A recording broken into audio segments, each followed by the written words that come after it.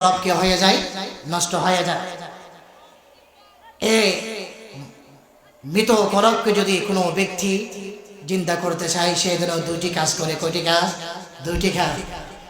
একটি হলো বেশি বেশি আল্লাহর জিকির, আরেকটি হলো বেশি বেশি কোরআন তেলাওয়াত করা। সুবহানাল্লাহ, সুবহানাল্লাহ।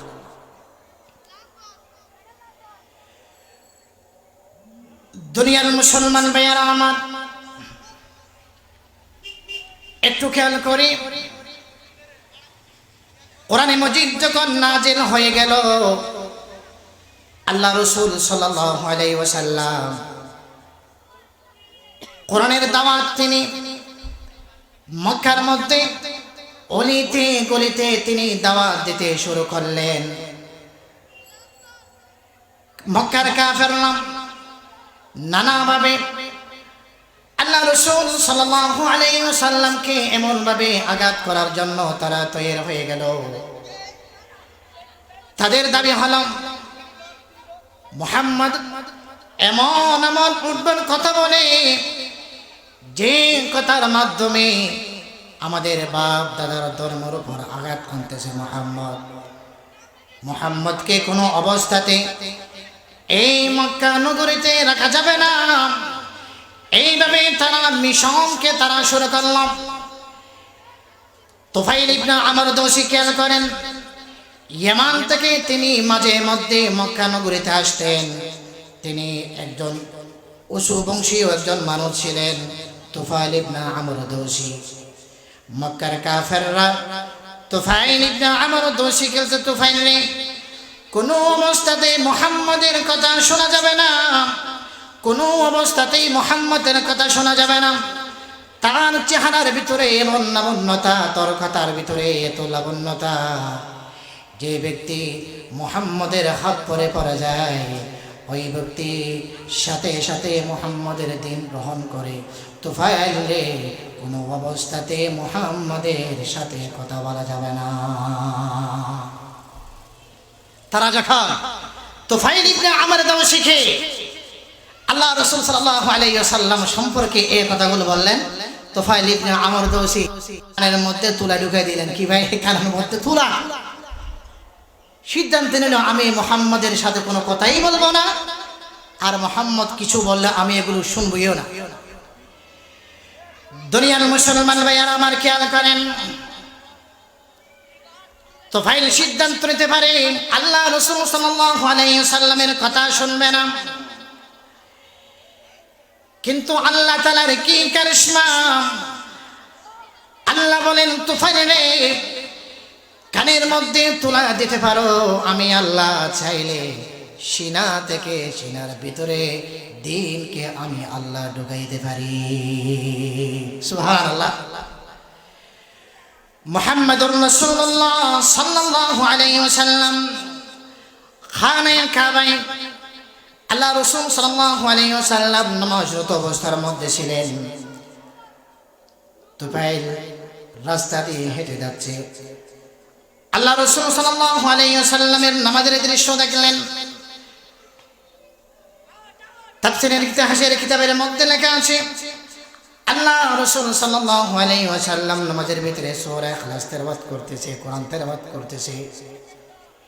এই কোরআন তেলাওয়াতের আওয়াজগুলো তুফাইল ইবনে আমর দৌসির কানে যাওয়ার পর এমন ভাবে রেখাপাত করেছে, তুফাইল সিদ্ধান্ত নিয়েছে, এই মুহূর্তের মধ্যে আমি মুহাম্মদের সাথে আমি কথা বলবো। যার সিদ্ধান্ত ছিল আল্লাহ রাসূলের সাথে কোনো কথাই বলবে না, কানের মধ্যে তুলা। আর আল্লাহ বলেন, তুফাইল নেই, কানের মধ্যে তুলা দিতে পারো, আমি আল্লাহ চাইলে সিনা থেকে সিনার মধ্যে আমি আল্লাহ দিন ঢুকাইতে পারি। প্রিয় আমার, তুফাইল ইবনে আমর দৌসি কান থেকে তুলুগুলো করে নিলেন। আল্লাহ রাসূল সাল্লাল্লাহু আলাইহি ওয়াসাল্লামকে বললেন, মুহাম্মদ, মক্কার মানুষেরা আপনার সম্পর্কে এমন এমন কথাগুলো আমাকে বলেছে, যার কারণে আমি সিদ্ধান্ত নিয়েছি আপনার সাথে কোনো কথাই বলবো না, আপনার কোনো কথাই শুনবো না। মুহাম্মদ রে, আমি এই মুহূর্তের মধ্যে আমার দিল সাক্ষ্য দিচ্ছে তোমার ধর্ম সত্য, একটু বলো তো দেখি, যদি তুমি নবী হয়ে থাকো অবশ্যই আপনার প্রতি আল্লাহ তাআলার ওহী নাযিল হয়, ওহী থেকে কিছু আয়াত আমাকে তেলাওয়াত করে শোনান। আল্লাহ রাসূল সাল্লাল্লাহু আলাইহি ওয়াসাল্লাম অনেকেই বলেছেন সূরা ইখলাস অন্য কিছু আয়াত তেলাওয়াত করে শোনাইলেন। তুফাইল ইবনে আমর দৌসি আল্লাহ রাসূল সাল্লাল্লাহু আলাইহি ওয়াসাল্লামের হাতে হাত রেখে এই মুহূর্তের মধ্যে দিন কলমা পড়ে তিনি দিন ইসলামের মধ্যে প্রবেশ করেছেন। সুবহানাল্লাহ। কোরআনের ভিতরে এত জাদু। প্রিয় ভাইয়ারা আমার, আল্লাহ রাসূল সাল্লাল্লাহু আলাইহি ওয়াসাল্লাম বললেন, হে দুনিয়ার মানুষ, তোমরা কোরআন শিখো। খায়রুকুম মান তাআল্লামাল কোরআনা ওয়া আল্লামা। কোরআন শিখো, কোরআন অনুযায়ী আমল করো। এই কোরআন তোমাকে কাল কিয়ামত দিবসের মধ্যে এই কোরআন তোমার জন্য নাজাতের ওসিলা হয়ে যাবে। সুবহানাল্লাহ।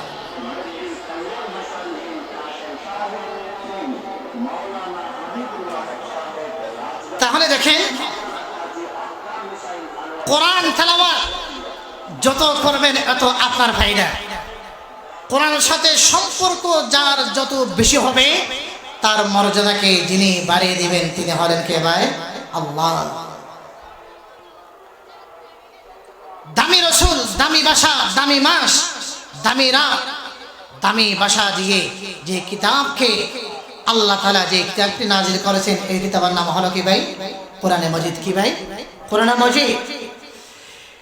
এই জন্য ভাইয়ারা আমার, আল্লাহ তাআলা বলেন, হে দুনিয়ার মানুষ, ওয়ামান আ'রাদা আন যিকরি, একটু খেয়াল করেন, ওয়ামান আ'রাদা আন যিকরি ফাইন্না লাহু মাঈশাতান দানকা ওয়া নাহশুরুহু ইয়াওমাল কিয়ামাতি আ'মা। যে সমস্ত মানুষেরা কোরআন থেকে বিমুখ হয়ে যায়, কোরআনের সাথে সম্পর্ক রাখতে চায় না, আমার আল্লাহ বলেন ওই ব্যক্তির জন্য দুনিয়া এবং আখিরাতের মধ্যে আমার আল্লাহ তাদেরকে শাস্তি দিবে। এক নম্বর শাস্তি হলো মাঈশাতান দানকা। লক্ষ টাকা ইনকাম করবে কিন্তু টাকার ভিতরে কি থাকবে না? বরকত থাকবে না। একই ফ্যামিলিতে 2-4 জন মানুষ ইনকাম করে কিন্তু ঘরের মধ্যে অভাব যায় না, খরচ থাকে। আল্লাহ বলেছেন, ওমান আ'রাদা আন যিকরি, কোরআনের সাথে সম্পর্ক না থাকার কারণে, কোরআন থেকে নিজেকে আলাদা রাখার কারণে আমি আল্লাহ তাকে নগদ শাস্তি দিলাম। তার ঘর থেকে অভাব যাবে না। কি যাবে না ভাই? অভাব যাবে না। মাঈশাতান দানকা।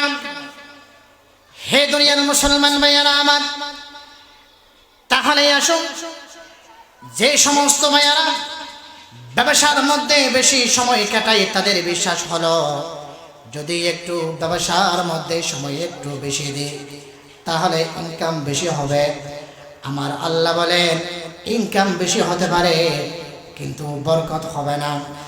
এই জন্য যে যত বেশি পরিমাণ কোরআনের সাথে সম্পর্ক রাখবে, যত পরিমাণ নামাজের সাথে সম্পর্ক রাখবে, ওই ঘর থেকে যিনি অভাব দূর করে দিবেন তিনি হলেন আমার আল্লাহ। মাঈশাতান দানকা, এটা হলো দুনিয়ার মধ্যে নগদ শাস্তি। তারপর আখিরাতের শাস্তি হলো ওয়া নাহশুরুহু ইয়াওমাল কিয়ামাতি আ'মা। আল্লাহ তাআলা ওই সমস্ত ব্যক্তিদেরকে আল্লাহ তাআলা কিয়ামত দিবসের মধ্যে অন্ধ বানাবেন। হে দুনিয়ার মানুষ, একটু খেয়াল করেন, সবচেয়ে ভয়াবহ জায়গা হলো কিয়ামতের ময়দান। ওই ময়দানের মধ্যে আমাদের চোখ বেশি থাকা দরকার। আমার আল্লাহ বলেন যে ব্যক্তি দুনিয়া থাকাকালীন সময়ের মধ্যে চোখ দিয়ে কোরআন দেখে নাই, কাল কিয়ামত দিবসের মধ্যে তাকে আমার আল্লাহ অন্ধ বানিয়ে দিবে। ওয়া নাহশুরুহু ইয়াওমাল কিয়ামাতি আ'মা। ওই ব্যক্তিগুলো আল্লাহর দরবারে বলবো, গো আল্লাহ, এমনটা হলে কেন? দুনিয়ার মধ্যে আমার চক্ষু ছিল, আমি চক্ষু দ্বারা বিভিন্ন কাজ করতাম, কিন্তু আজকে যে দিবসের মধ্যে সবচেয়ে বেশি চোখ দরকার, এই মুহূর্তের মধ্যে কেন আপনি আমাকে অন্ধ বানিয়ে দিলেন আল্লাহ? আমার আল্লাহ বলবেন, ক্বালা কাযালিকা আতাতকা আয়াতুনা ফানাসিতাহা ওয়া কাযালিকা আল-ইয়াওমা তুনসা। বান্দারে, এই চোখ দ্বারা কোরআন দরস নাই, কোরআন পড়স নাই, আল্লাহ চিনস নাই, মসজিদ চিনস নাই, নামাজের সাথে সম্পর্ক চিনস নাই, যার কারণে যে চোখ দিয়ে আমি আল্লাহর কোরআন দেখস নাই, এই জন্য আমি আল্লাহ কিয়ামতের ময়দানের মধ্যে তোমাকে আমি অন্ধ বানিয়ে দিলাম। কোরআনের সাথে সম্পর্ক থাকলে আপনার ইজ্জত আমি। দুনিয়ার মুসলমান ভাইয়ারা আমার, আল্লাহ রাসূল সাল্লাল্লাহু আলাইহি ওয়াসাল্লাম বলেন কি, যার সন্তান হাফেজ থাকবে, যার একজন মেয়ে আলেমা হবে, বিশেষ করে যার একজন সন্তান হাফেজ হবে, আপনি যখন মৃত্যুবরণ করবেন, অন্য হুজুরের সে যখন আপনার সন্তান যখন আপনার জন্য জানাজার ইমামতি করবে, এর চেয়ে সৌভাগ্যবান দৃশ্য পৃথিবীর বুকে আর কোনো হতে পারে না। আপনার সন্তান আলেম, আপনি লাশ হয়ে শুয়ে আছেন, আর আপনার সন্তান আপনার জানাজার ইমামতি করতেছে, এর চেয়ে সুন্দর দৃশ্য আর কোনো কিছু হতে পারে না।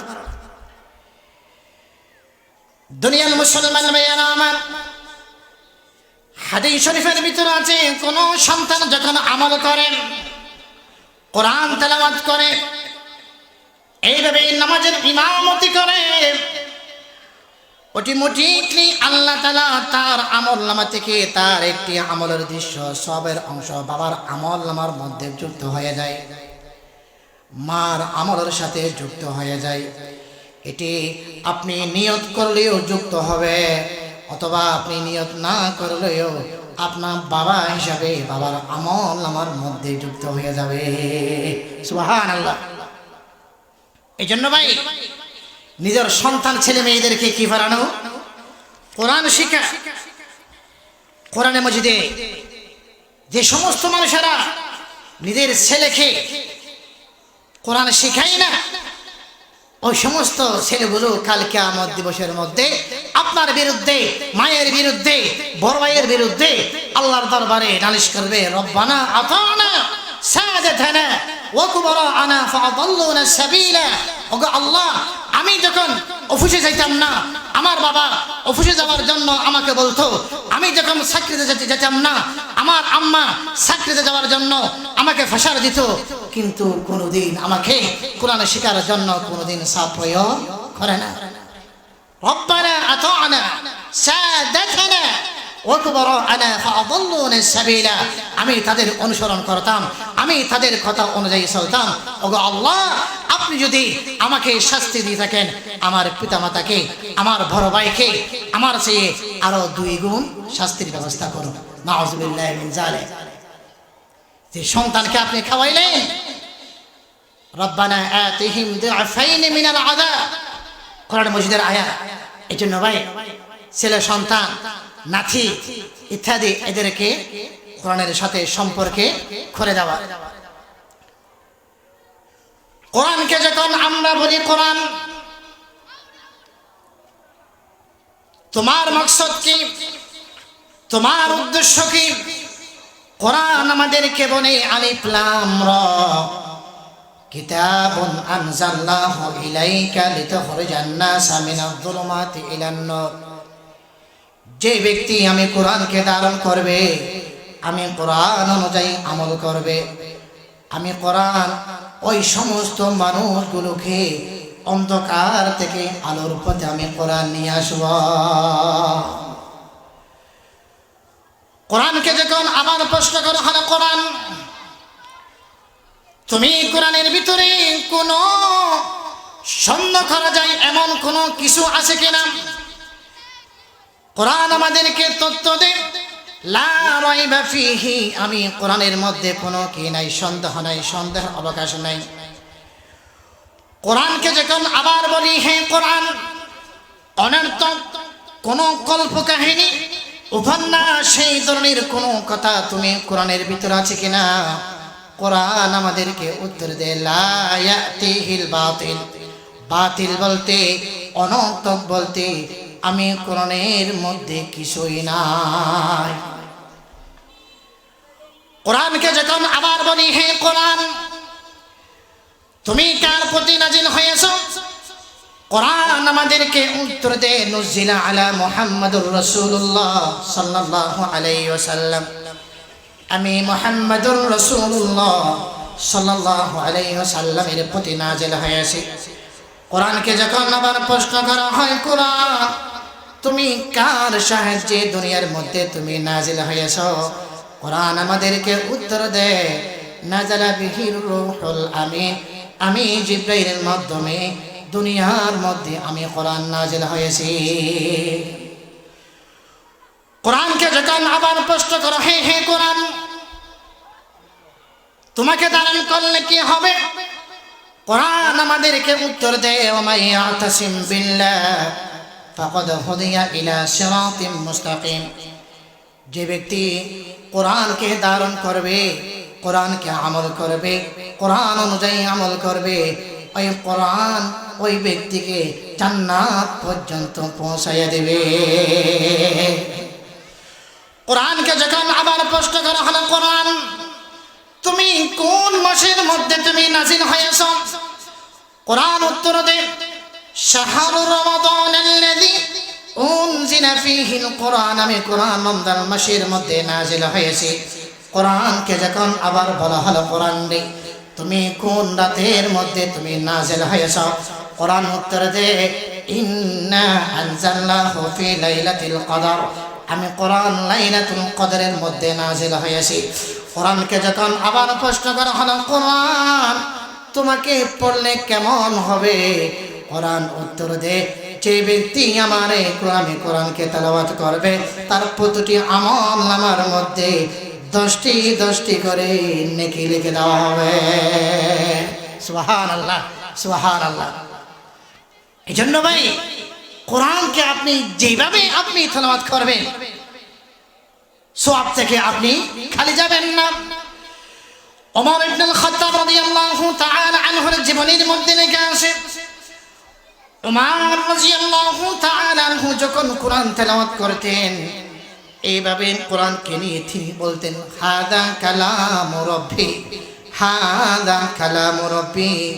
আমি যে কিতাব না পড়তে তেলাওয়াত করতেছি এটি যেমন তেমন কিতাব নয়, এটি হলো আমার আল্লাহর কিতাব।